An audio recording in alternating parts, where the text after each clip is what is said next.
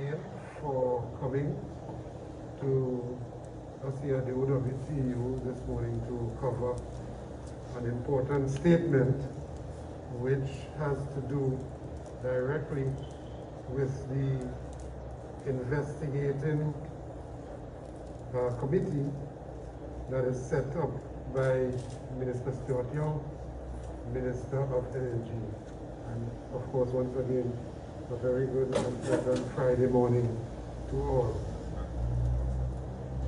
Let me first say that as far as we are concerned, an investigation into a tragic accident, the nature of the one that took place last Friday on berth 6 in the Marine Department, Gulf of Paria, at Point of Pierce, must not be an investigation to exonerate anyone, but it must be an investigation to determine the cause of the accident and to make recommendations that which, if those recommendations are implemented, such an occurrence may never occur again. But by the tone and tenor adopted by the minister from the get-go, we sounded a warning and raised a flag that if the minister is not careful, we can lose that particular objective of really determining what is the root cause, what were the circumstances leading to and was responsible for the unfortunate tragedy that took place last Friday. And the minister, in the image and likeness of the interests that he's representing, it's clear to see from our perspective, we verily believe it's clear to see that what he is trying to do is to, while give the nation, give the country the impression that this committee is independent and that this committee will get the answers that are desired. While he tries to give that impression, we see some holes and some flaws in what he is doing. And we wish to point out for yet another occasion, for the benefit of the minister, very friendly advice, which advice will go a long way, that in this situation, where the country's eyes are focused on what occurred last week, how the families were treated subsequent to the tragic situation, how they continue to be treated. All eyes, including eyes throughout the region, are paying attention to what is being done. And this 5-member committee that he gives the impression will bring about the desired result, I just want to, this morning, let's take it apart a bit. The attorney, Shiv Sharma, engineer Eugene Tai, one subsea specialist we are hearing now, knowing for the first time, Gregory Wilson, and 2 other nominees to be named, not yet named, one coming from BP and one coming from Shell. And we are inundated with information of how Shell and BP, the reputation they have for investigating their own major environmental disasters and accidents and so on, and also Shell. I mean, you just have to Google both of them and you will get all the information as to how they handle that. So we are looking towards the multinationals for that type of expertise, but they have their own track record. And we are so tied up in the colonial mindset that we believe once we get a multinational has the answer. And so to give the impression to the citizens that is this independent, this big high-level committee, with a nominee from Shell and a nominee from BP, and so on, they will bring an answer, which answer we must accept. I want to say to Minister Stuart Young this morning that you are going about this thing the wrong way. First of all, you as an energy minister, but lawyer by profession, must know that not only the spoken about fairness, but that the perception about fairness must be given. So justice must not only be done, but it must appear to be done. And you started off wrong by not giving the appearance of justice by him saying, Young says that executive can stay during the investigation. Now what madness is that? As a lawyer, he would know if he was called to before him getting involved in the government, this PNM government.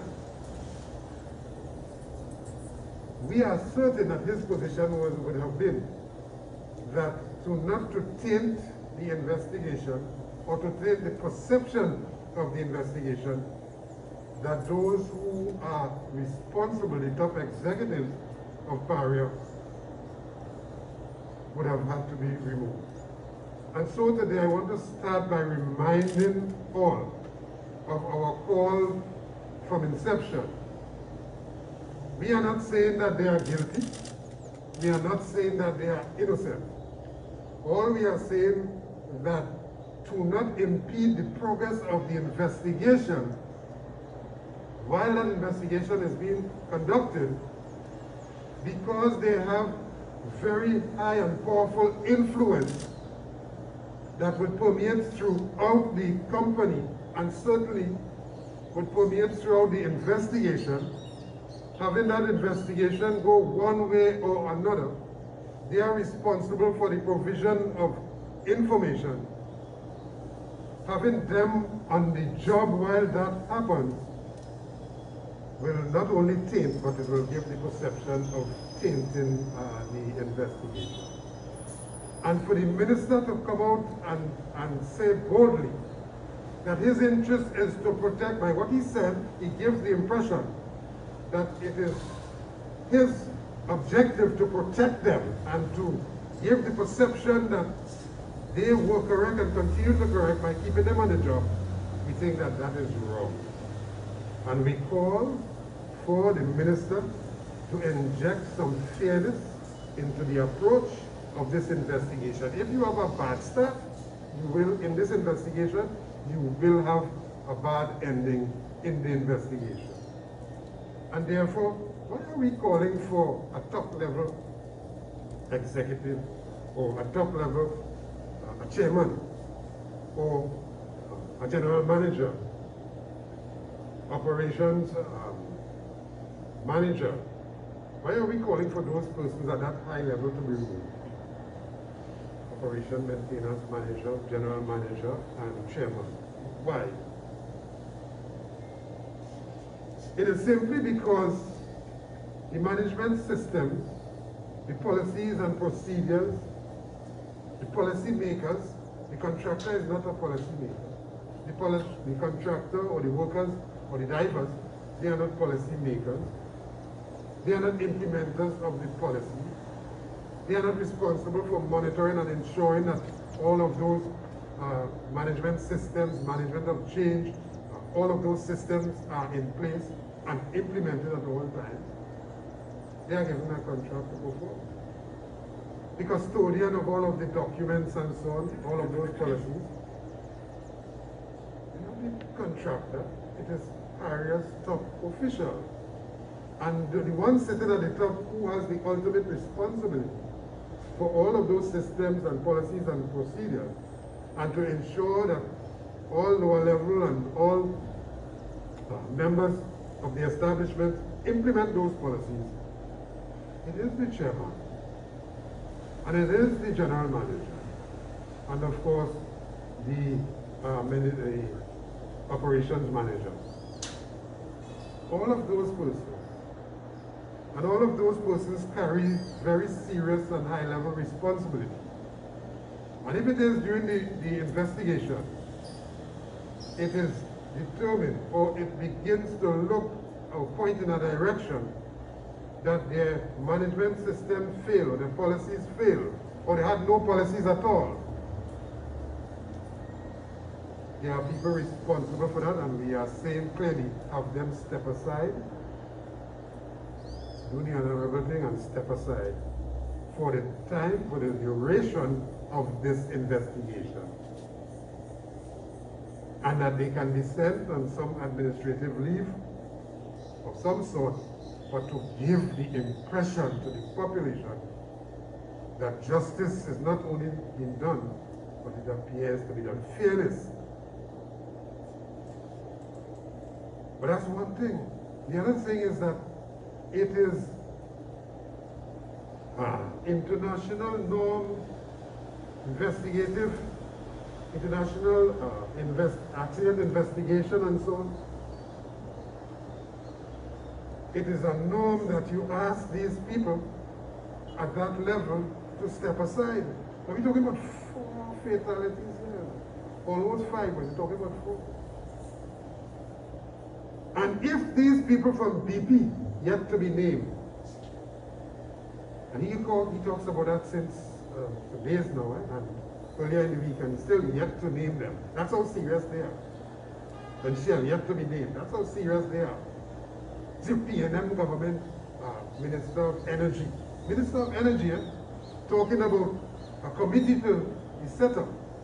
But the members of the committee, 2 members coming from multinational, which he thought to be the answer to everything, they are yet to be named. So it seems that we are having some challenges with that. But if these 5 members of the committee, when they are finally named, are very serious about a proper investigation, they will not commence an investigation with chairman still there, general manager still there, operations manager still at home. That's madness. That's madness. And therefore we call for, again, the point cannot be overemphasized, that these top positions, holders, that they need to vacate their offices for the duration of the investigation. If it clears them, they come back. If it don't, well, we know what is supposed to occur in that situation.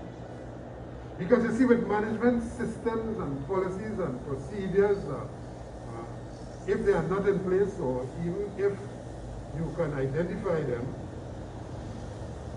but they are not implemented, what occurred last week will always occur.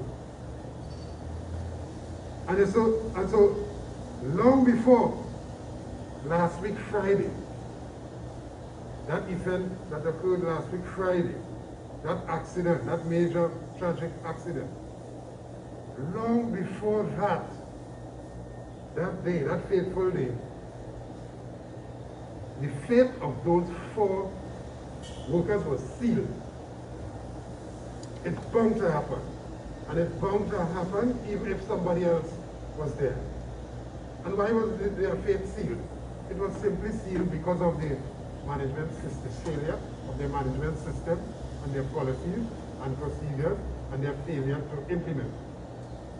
And whether those things involve job safety analysis, risk assessment and so on, scope of work, proper rehearsal of the event, meetings with all of the players involved, proper drills, emergency response procedures and plans.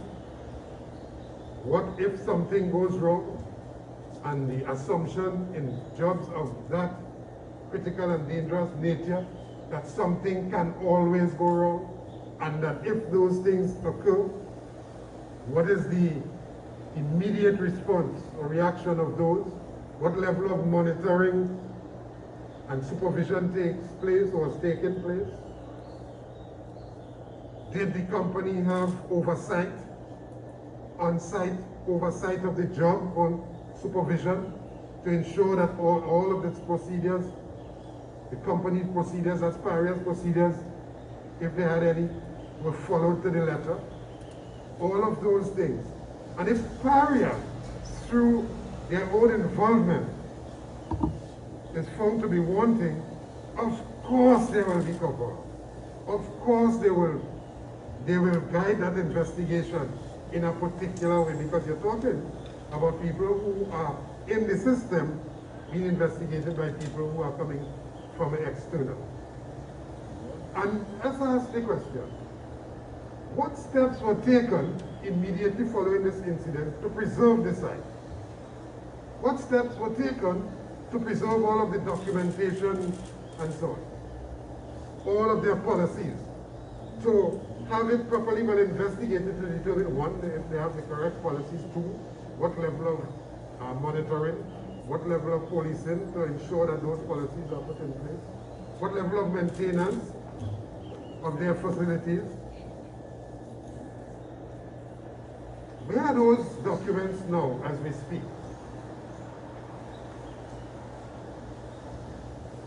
And may I ask at this point, what steps, if any, has OWTU taken to avoid interference with not only the accident site, but all of those policies that I have just described?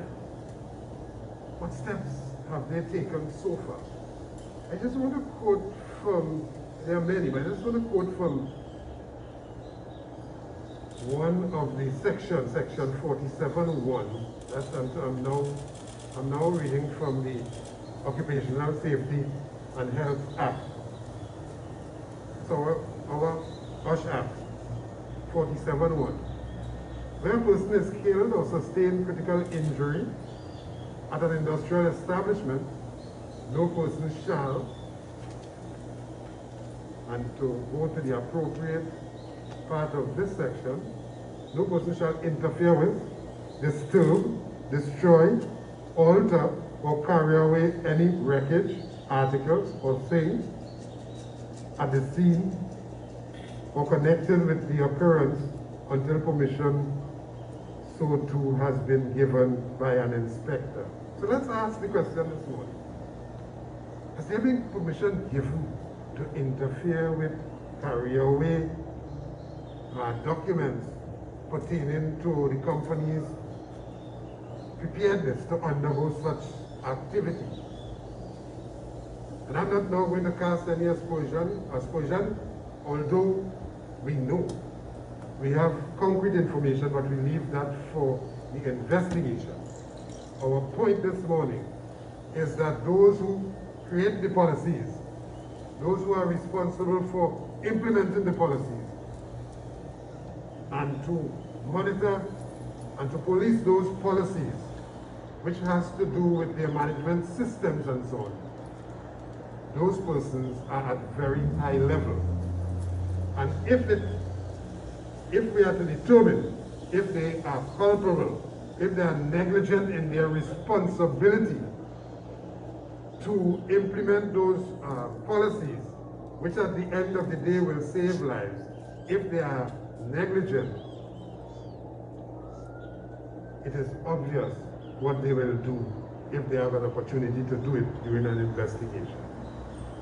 And therefore it's reasonable, it's best practice, international best practice, that those persons be removed. This is not just a simple, isolated, lower level incident. This is a major tragedy. This is a major accident, industrial accident, involving taking the lives of 4 persons. We know that for a fact, that 4 persons died They died through suffocation. And as they lay beneath some 60 feet of water, what we also know for a fact is that from the time of the accident until about Monday, Paria did nothing. Nothing was done. Those things are a fact. And so that the investigation cannot just deal with the incident itself, or even prior to and their policies and so on. The investigation has to deal with their response. How did Paria respond? And if you were not sure about the involvement of the general manager, the chairman, and the operation manager, before their involvement, before the accident, you certainly would recognize that they had a responsibility post the accident, immediately after the accident. And the country and the world would have witnessed how they responded to that accident.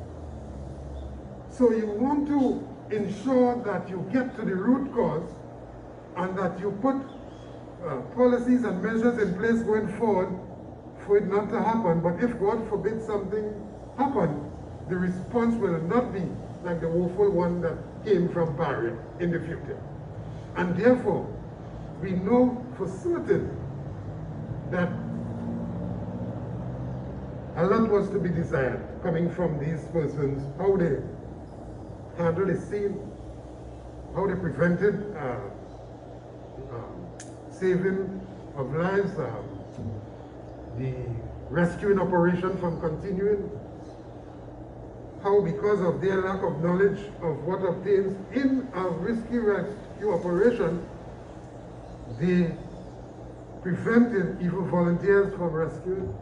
In the precious moment that followed the rescue of one person, those precious moments where opportunity for, or where those 4 remaining divers could have lived, they were prevented from being saved. Because those who wanted to save them were stopped by Paria officials and so on. And it didn't take lower level people to stop them from that. It's top level management people who stopped them. Was that right or wrong? And if the investigation is going to encompass all of those things, and all who were involved, again, these people cannot be allowed to be on their job. And that's one part. The treatment meted out to the family. Inhumane, passing ridiculous treatment. Meted out is as though they consider the family not human beings. And therefore, the communication that they had with those members of the family, the loved ones, those grieving wives and relatives and so on, who from Friday to Monday could not even eat, crying and experiencing pain and heartache from Friday and continuing today. The treatment meted out, somebody was responsible for that. And we are seeing Trinidad and Tobago, a bold and brazen attempt, and if we are not careful, it will pass right before our eyes. Where the Minister of Energy, where the Paria people, if they're allowed to stay on their jobs, watch, take note. Those top level people, if they're allowed to stay on their jobs, they will shift the culpability. And you will hear it is the contractor responsible. You will hear the blame on the contractor. So everything will be the contractor. And they will wash their hands clean of any involvement or responsibility. And that, my friends, is sad if we allow that to happen. That the minister ought to know better, and I think that he knows better. But his interest is not one of ensuring fairness, we think. His interest is something contrary to that, which at the end of the day, a report will be presented. It will free those at the top. make the contractor responsible and culpable, and some lower level employee, and then business as usual will continue. Let me ask the question, is it business as usual as we speak outside? Is that operations continuing as we speak? And why did operations continue Saturday night where that particular activity of connecting the flange continued? Why did that, who instructed that to continue? Thereby shutting off at that point any opportunity for those who were suffering at that point. Who instructed the continuation of the operation on Saturday night to flange up? Who did that? It could not be the contractor, it could not be the drivers, it could not be the lower level workers. And those are the things that we want to get to the root cause of. And to be able to do that in a professional, in an unbiased way, and in a way that would not only bring a fair result, but the perception of a fair result, we cannot accept that those persons at the top level should sit cozily in their jobs. In any country other than Trinidad, and I dare say not even Tobago, because Tobago are already pointing us in a different positive direction in terms of leadership and what is good governance and so on. The Tobago Commerce and the Tobago people have already taken that decision, moving away from bad governance and bad leadership. They are pointing in the correct direction, a different direction. So not even Tobago, so I cannot say Trinidad and Tobago. It is only in Trinidad that such a gruesome, such a tragic accident that would have occurred and claimed the lives of 4 persons in a state entity, and those persons at the top still at their jobs. It's only Trinidad. Nowhere in the region, nowhere can you find a parallel situation exists. And therefore, if those persons, attorney, Chef Sharma, engineer, Eugene Tai, subsea specialist, one Gregory Wilson, and those persons who are today still remaining mysterious from Shell and BP, if they would their sort, they will not commence investigation until those persons are removed. The people who could be witnesses or who could be culpable, these are the ones that you have on the job. And we continue to insist that best practice demands that those persons be removed from their jobs. And for the minister to say that that committee should recommend or not recommend their removal, we think it's even unfair to the committee itself to do that. That ought not to be the remit of the committee. Because we are not now calling for disciplinary action. That is not what this is about. It's about calling for them to step aside, to step out of their position, to go on some sort of administrative leave for the duration of a proper investigation. And that is where we want to lay our anchor, that our call for the removal of, for the duration of the investigation, or the removal of Chairman Newman George, General Manager Mustaq Mohammed, Operations Manager Colin Piper, that those persons be immediately removed from their position. And may I end by asking that the police would have described the scene as a crime scene, and we would confirm that a crime has been committed. The police saying that it's a crime scene. and that they, for that reason, they could not have allowed the family to view the bodies on Monday night. But what has the police done to preserve evidence on the crime scene? I just want to ask that question. What has the police done so far to preserve evidence? And if it's a crime scene which the police identified, why would that crime scene be interfered with Saturday night and so on, for the duration of the process? Why? Why was it that the state used its coercive arm, the Coast Guard, and to some extent the police, just to prevent persons, volunteers, family members from rescuing, but at the same time, why was that force not used to prevent interference of the crimes? You see where we're going with that? So you prevent a rescue operation from taking place to save lives, but at the same time, operations or part of operations would have continued. See what's happening. And therefore, again, you see sometimes out of office, without the cloak of office, people are different.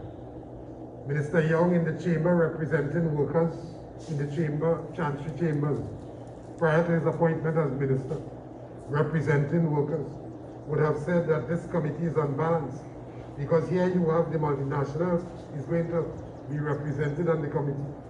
Here you have someone coming from the energy chamber, and he would have shouted to high heavens, there's nobody representing the interests of the worker and the family on that committee. So that the committee is slanted in one way. And we think that that would have been his position had he been out of government, but in government and wanting to protect those who are connected to very high office. And Mr. Young being a messenger coming from the very high office. He's a messenger to us, among other things, that portfolio that he holds as a minister. He carries message to say who want to talk to who. And therefore, Minister Young being a messenger, he sees his responsibility to bring a certain flavor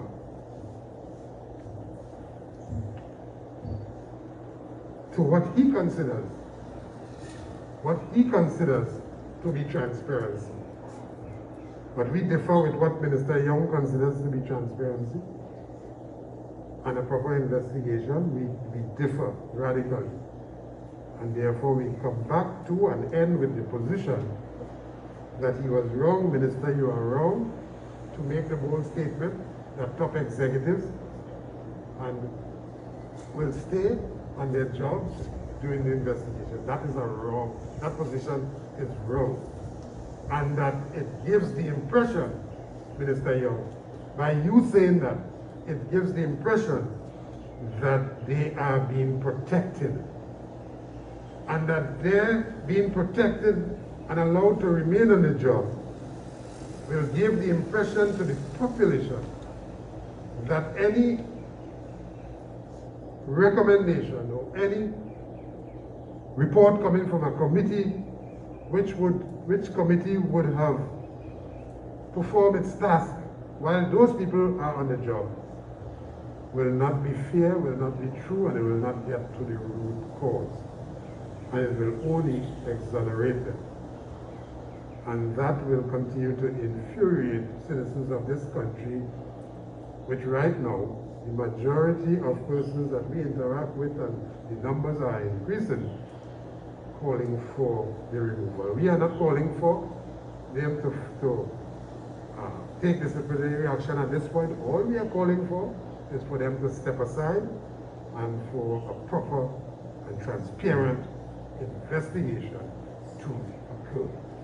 Thank you for your attention.